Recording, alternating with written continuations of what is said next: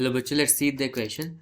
So the question is saying 1 mole of non-volatile solid is dissolved in 200 moles of water.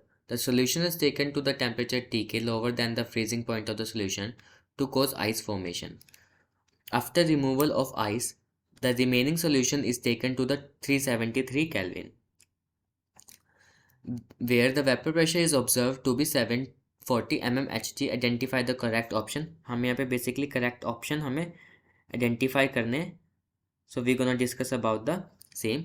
Given data दे रखा है के F जो है हमारा के एफ दे रखा है वाटर का 2 केल्विन के G per mole as well as हमारा एंड वहाँ पे normal boiling point of water दे रखा है 373 kelvin. So we gonna discuss about the same. So what could be the key concept over here. So the key concept over here is depression in freezing point, and elevation in boiling point. Elevation in boiling point. अब यहाँ से हम क्या करेंगे, एक एक चीज़ें find करेंगे. सो फर्स्ट वन जो गिवन डाटा है उसको जॉट डाउन कर लेते हैं. मोल्स ऑफ H2O दे रखे हैं हमें 200,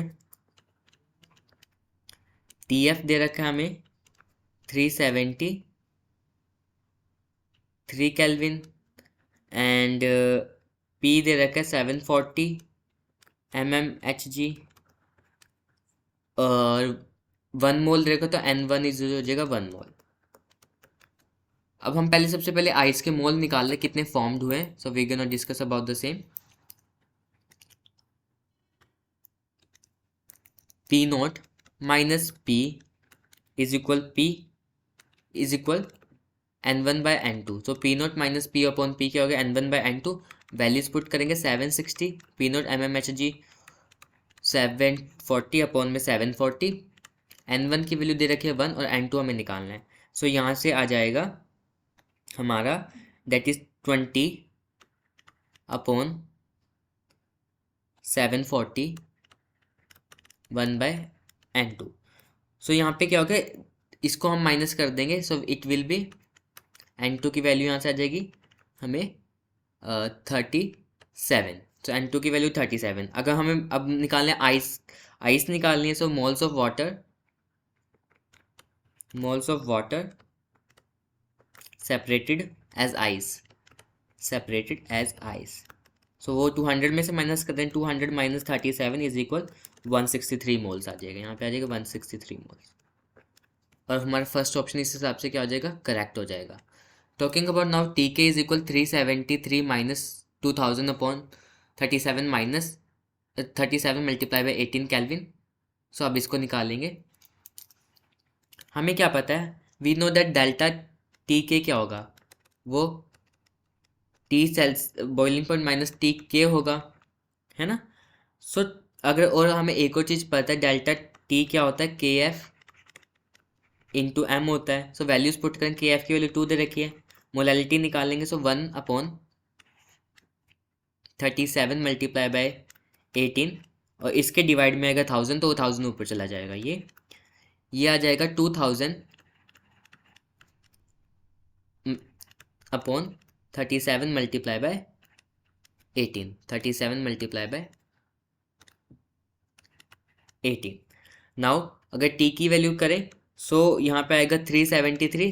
that is given to us 373 minus 2037 multiply by 18. तो ये स्टेटमेंट भी हमारी क्या हो जाएगी, सही हो जाएगी. आगे बोला freezing point of solution should be -10 upon 18. अब इसके बारे में बात करते हैं. तो सी का निकाले अगर हम ओरिजिनल सोल्यूशन में, यहीं पे फिर डेल्टा टी एफ क्या होगा, के एफ डॉट एम और हमें पता है 2 इंटू 1 बाई यहाँ पे कितने मोल्स लेंगे, यहाँ पे हम 200 मोल्स लेंगे. 200 मल्टीप्लाई बाय 18 और वो 1000 ऊपर चला जाएगा ये. अब फ्रीजिंग पॉइंट निकालेंगे. अगर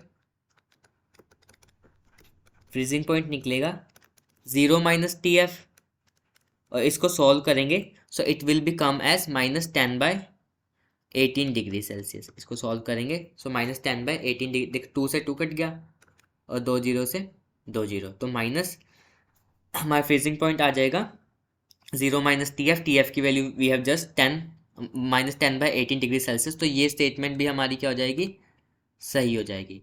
talking about last one D, relative lowering के जो पूछा गया है, relative lowering of vapour pressure of final solution will be 1/201।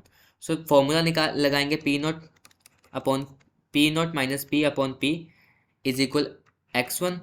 सो यहाँ से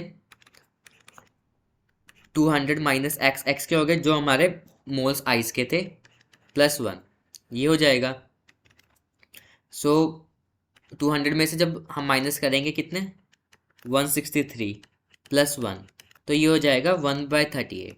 तो हमारा कितना आया, 1/38 आया है, और यहाँ पे दे रखा है 1/201, तो ये गलत हो जाएगा। करेक्ट पूछे तो करेक्ट स्टेटमेंट हमारी हो जाएंगी A, B और C। Hope this is clear to you. Thank you so much.